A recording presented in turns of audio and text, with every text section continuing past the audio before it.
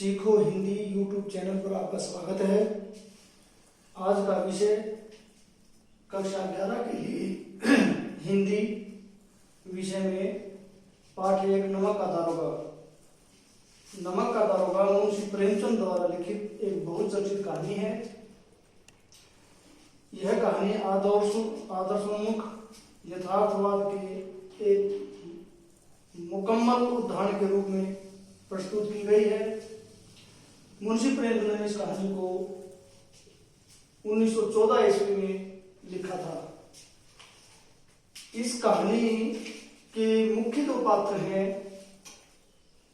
वो मुंशी वंशीधर व पंडित आलोपीदीन हैं। संपूर्ण कहानी इन्हीं दो पात्रों के इर्द गिर्द चलती है। इस कहानी में आपको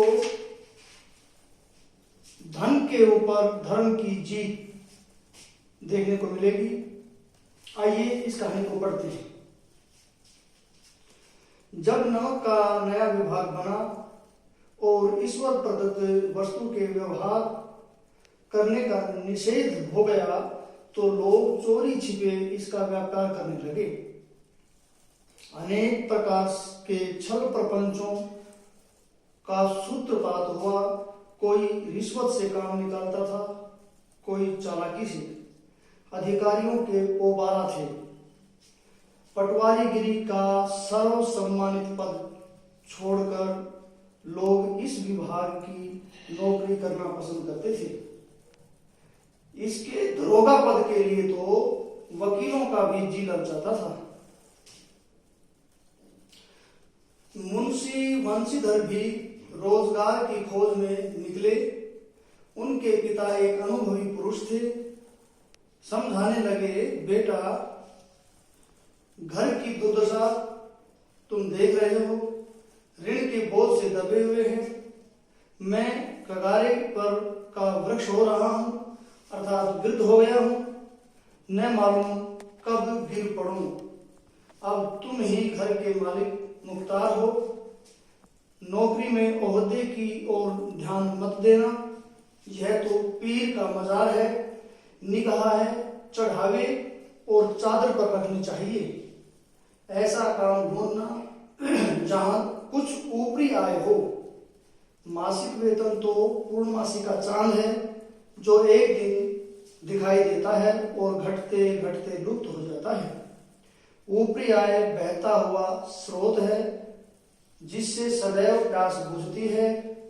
वेतन मनुष्य देता है, इसी से उसमें वृद्धि नहीं होती। ऊपरी आमदनी ईश्वर देता है, इसी से उसकी बरकत होती है। तुम स्वयं विद्वान हो, तुम्हें क्या बताऊं। इस विषय में विवेक की बड़ी आवश्यकता है। मनुष्य को देखो, उसकी आवश्यकता को देखो और अवसर को देखो, उसके उपरांत जो उचित समझो करो। इस उपदेश के बाद पिताजी ने आशीर्वाद दिया। वंशीधर आज्ञाकारी पुत्र थे। ये बातें ध्यान से सुनी और तब घर से चल पड़े। इस विस्तृत संसार में उनके लिए धैर्य अपना मित्र, बुद्धि अपनी पथ प्रदर्शक और आत्मावलंबन ही अपना सहायक था। लेकिन अच्छे शकुन से चले थे। जाते ही जाते नमक विभाग के दरोगा पद पर प्रतिष्ठित हो गए।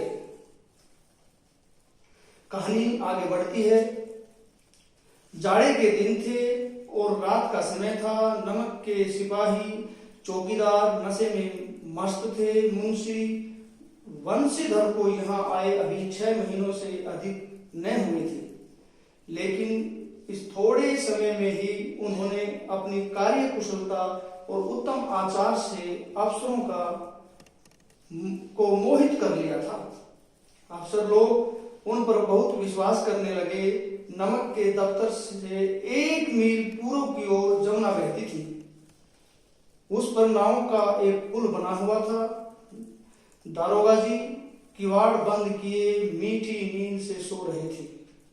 अचानक आंख खुली तो नदी के प्रवाह की जगह गाड़ियों की गड़गड़ाहट तथा मल्लाहों का कोलाहल सुनाई दिया। उठ बैठे, इतनी रात गए गाड़ियां क्यों नदी के पार जाती हैं? अवश्य कुछ न कुछ गोलमाल है। तर्क ने भ्रम को पुष्ट किया।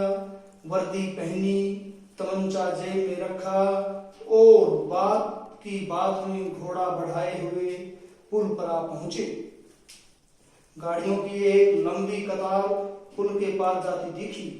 डांट कर पूछा, किसकी गाड़ियां हैं?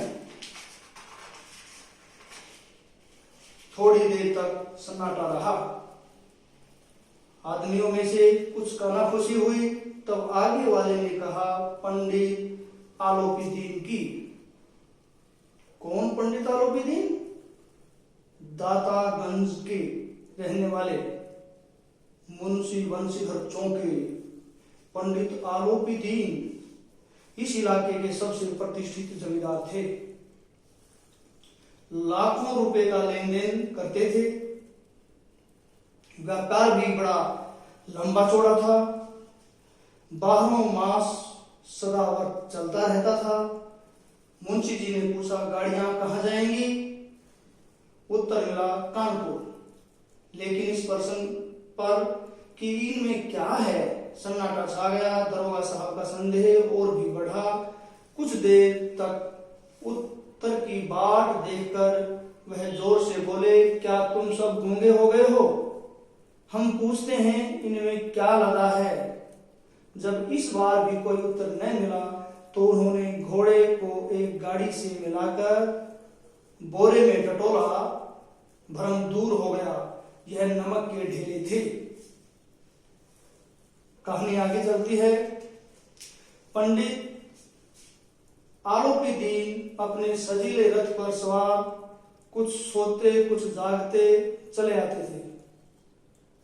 अचानक कई गाड़ीवानों ने घबराए हुए आकर उन्हें जगाया और बोले, महाराज, दरोगा ने गाड़ियां रोक दी हैं और घाट पर खड़े आपको बुलाते हैं।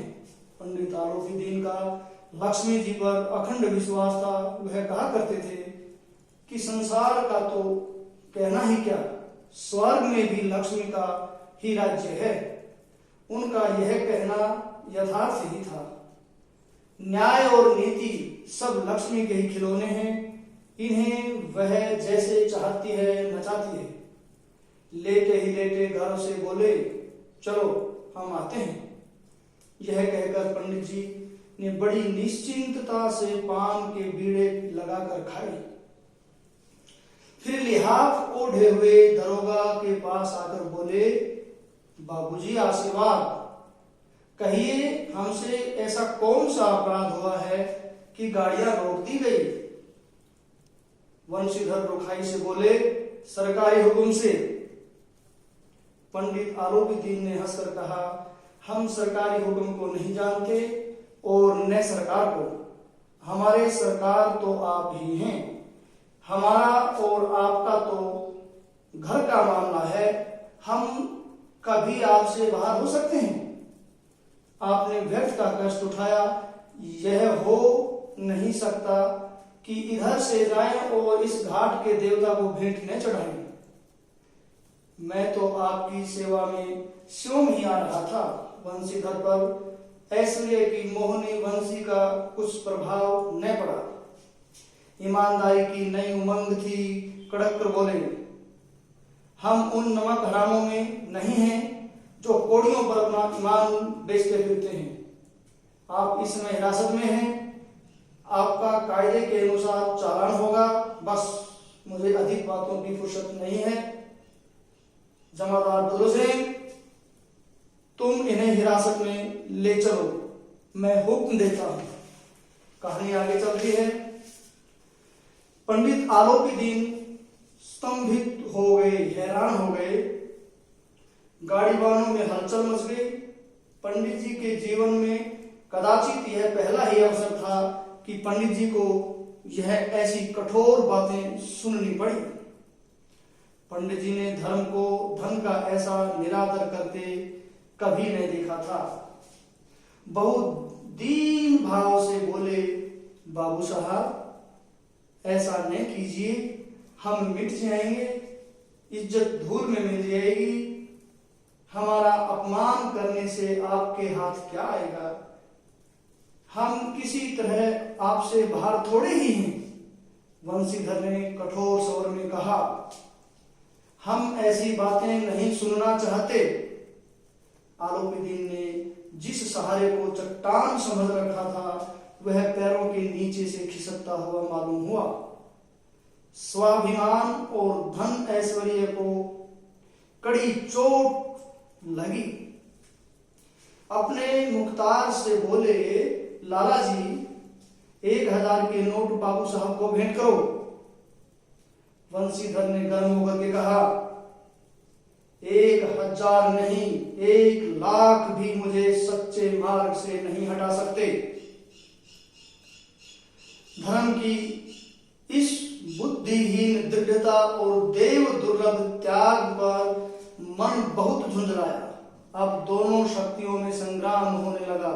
धन ने उछल उछल कर आक्रमण करने शुरू कर दिए। 1 से 5, 5 से 10, 10 से 15 और 15 से 20,000 तक नौबत पहुंची। किंतु धर्म अलौकिक वीरता के साथ इस बहुसंख्यक सेना के सम्मुख अकेला पर्वत की भांति अटल अविचलित खड़ा था। आलोपीदीन निराश होकर बोले, अब इससे अधिक मेरा साहस नहीं, आगे आपका अधिकार हो। वंशीधर ने अपने जमादार को ललकारा। बदलो से मन में दारोगा जी को गालियां देता हुआ पंडित आलोपीदीन की ओर बढ़ा। पंडित घबराकर 2-3 कदम पीछे हटा। अत्यंत दीनता से बोले, बाबू साहब ईश्वर के लिए मुझ पर दया कीजिए, मैं 25,000 रुपए पर निपटारा करने को तैयार हूं। असंभव बात है। 30,000 पर किसी तरह की संभव नहीं। क्या 40,000 पर भी नहीं? 40,000 नहीं 40 लाख पर भी असंभव है। बदलो सिंह, इस आदमी को अभी हिरासत में ले लो। अब मैं एक शब्द भी नहीं सुनना चाहता। धर्म ने धन को पैरों तले कुचल डाला। आलोपीदीन ने एक हष्टपुष्ट मनुष्य को हथकड़ियां लिए हुए अपनी तरफ आते देखा। चारों ओर निराशा और कातर दृष्टि से देखने लगे। इसके बाद एकाएक मूर्छित होकर गिर पड़े। कहानी आगे बढ़ती है। जब दूसरे दिन पंडित आलोपीदीन अभियुक्त होकर कांस्टेबलों के साथ हाथों में हथकड़ियां, हृदय में गलानी और क्षोभ भरे लज्जा से गर्दन झुकाए अदालत की तरफ चले तो सारे शहर में हलचल मच गई। मेलों में कदाचित आंखें इतनी व्यग्र न होती होंगी। भीड़ के मारे छत और दीवार में कोई भेद न रहा। किंतु अदालत में पहुंचने की देर थी। पंडित आलोपीदीन इस अगाध वन के सिंह थे। अधिकारी वर्ग उनके भक्त, अमले उनके सेवक, वकील मुख्तार उनके आज्ञापालक और अर्दली, चपरासी तथा चौकीदार तो उनके बिना मार के गुलाम थे। बड़ी तत्परता से इस आक्रमण को रोकने के निमित्त वकीलों की एक सेना तैयार की गई। न्याय के मैदान में धर्म और धन में युद्ध ठन गया। वंशीधर चुपचाप खड़े थे। उनके पास सत्य के सिवा न कोई बल था, न स्पष्ट भाषण के अतिरिक्त कोई शस्त्र। गवाह थे किंतु लोभ से डामाडोल। मुकदमा शीघ्र ही समाप्त हो गया। डिप्टी मजिस्ट्रेट ने अपनी तजवीज में लिखा, पंडित आलोपीदीन के विरुद्ध दिए गए प्रमाण निर्मूल और भ्रामक हैं।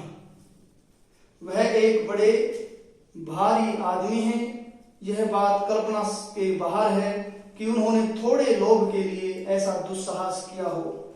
यद्यपि नमक के दारोगा मुंशी वंशीधर का आर्थिक अधिक दोष नहीं है, लेकिन यह बड़े खेद की बात है कि उसकी उद्दंडता और विचारहीनता के कारण एक भले मनुष्य को कष्ट झेलना पड़ा। हम प्रसन्न हैं कि वह अपने काम में सजग और सचेत रहता है, किंतु नमक से मुकदमे की बढ़ी हुई नमक हलाली ने उसके विवेक और बुद्धि को भ्रष्ट कर दिया है। भविष्य में उसे होशियार रहना चाहिए। यह फैसला सुनकर वकीलों ने यह फैसला सुना और उछल पड़े। पंडित आलोपीदीन मुस्कुराते हुए बाहर निकले। सौजन बांधों ने युगों की लूट की, उदारता का सागर उमड़ पड़ा। उसकी लहरों ने अदालत की नींव तक हिला दी। जब बंशीधर बाहर निकले तो चारों ओर से उनके ऊपर व्यंग बाणों की वर्षा होने लगी। आज उन्हें संसार का एक खेदजनक विचित्र अनुभव हुआ। न्याय और विद्वत्ता, लंबी चौड़ी उपाधियां, बड़ी बड़ी दाढ़ियां और ढीले चोंगे एक भी सच्चे आदर के पात्र नहीं है। बंशीधर ने धन से बैर मोल लिया है, उसका मूल्य चुकाना अनिवार्य था। कठिनता से एक सप्ताह बीता होगा कि मुअत्तली का परवाना आ पहुंचा। कार्य प्रायणता का दंड मिला। बेचारे भागन हृदय शोक और खेद से व्यथित घर को चले। इसी प्रकार एक सप्ताह बीत गया। संध्या का समय था। बूढ़े मुंशी जी बैठे राम नाम की माला जप रहे थे। इसी समय उनके द्वार पर सजा हुआ रथ आकर रुका। मुंशी जी आगवानी को दौड़े। देखा तो पंडित आलोपीदीन हैं। झुककर दंडवत की और लल्लो चप्पो की बातें करने लगे। हमारा भाग्य उदय हुआ जो आपके चरण इस द्वार पर आए। आप हमारे पूज्य देवता हैं, आपको कौन सा मुंह दिखाएं। मुंह में तो कालिख लगी हुई है, किंतु क्या करें, लड़का अभागा कपूत है, नहीं तो आपसे क्यों मुंह छिपाना पड़ता। ईश्वर निसंतान चाहे रखे, पर ऐसी संतान न दे। आलोपीदीन ने कहा, नहीं भाई साहब, ऐसा न कहिए। मुंशी जी ने चकित होकर कहा, ऐसी संतान को और क्या कहूं। आलोपीदीन ने वात्सल्य पूर्ण स्वर में कहा, कुल तिलक और पुरुषों की कीर्ति उज्जवल करने वाले संसार में ऐसे कितने धर्मपरायण मनुष्य हैं जो धर्म पर अपना सब कुछ अर्पण कर सकें। पंडित आलोपीदीन ने बंशीधर से कहा, दरोगा जी, इसे खुशामद न समझिए। खुशामद करने के लिए मुझे इतना कष्ट उठाने की जरूरत न थी। उस रात को आपने अपने अधिकार बल से मुझे अपनी हिरासत में लिया था, किंतु आज मैं स्वेच्छा से आपकी हिरासत में हूं। मैंने हजारों रईस और अमीर देखे हैं, हजारों उच्च पदाधिकारियों से काम पड़ा है, किंतु मुझे परास्त किया तो आपने। मैंने सबको अपना और अपने धन का गुलाम बनाकर छोड़ दिया। मुझे आज्ञा दीजिए कि आपसे कुछ विनय करूं। आलोपीदीन ने विनीत भाव से कहा, नदी तट पर आपने मेरी प्रार्थना नहीं स्वीकार की थी, किंतु आज स्वीकार करनी पड़ेगी। बंशीधर बोले, मैं किस योग्य हूं, किंतु जो कुछ सेवा मुझसे हो सकती है उसमें त्रुटि न होगी। आलोपीदीन ने एक स्टाम्प लगा हुआ पत्र निकाला और उसे बंशीधर के सामने रखकर बोले, इस पद को स्वीकार कीजिए और अपने हस्ताक्षर कर दीजिए। मुंशी बंशीधर ने उस कागज को पढ़ा तो कृतज्ञता से आंखों में आंसू भर आए। पंडित आलोपीदीन ने उनको अपनी सारी जायदाद का सफाई मैनेजर नियुक्त किया था। 6000 वार्षिक वेतन के अतिरिक्त रोजाना खर्च अलग, सवारी के लिए घोड़े, रहने को बंगला, नौकर चाकर मुफ्त।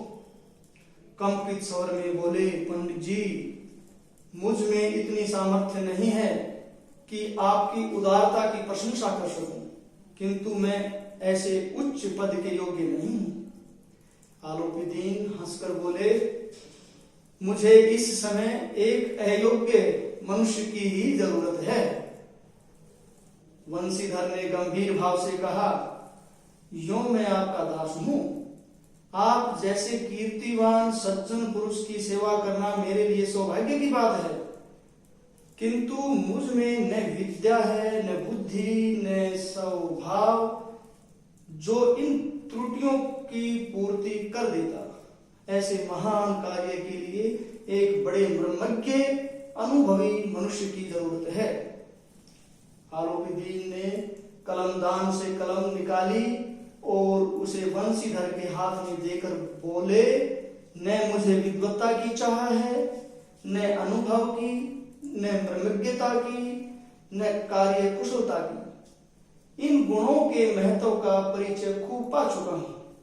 अब सौभाग्य और सुअवसर ने मुझे वह मोती दे दिया है जिसके सामने योग्यता और विद्वत्ता की चमक फीकी पड़ जाती है। यह कलम लीजिए, अधिक सोच विचार न कीजिए, दस्तखत कर दीजिए। परमात्मा से यही प्रार्थना है कि वह आपको सदैव वही नदी के किनारे वाला कठोर परंतु धर्मनिष्ठ दरोगा बनाए रखे। कहानी अपने अंतिम चरण में है। वंशीधर की आंखें डबडबाई, हृदय के संकुचित पात्र में इतना एहसान न समझकर एक बार फिर पंडित जी की ओर भक्ति और श्रद्धा की दृष्टि से देखा और कांपते हुए हाथ से मनेजरी के कागज पर हस्ताक्षर कर दिए।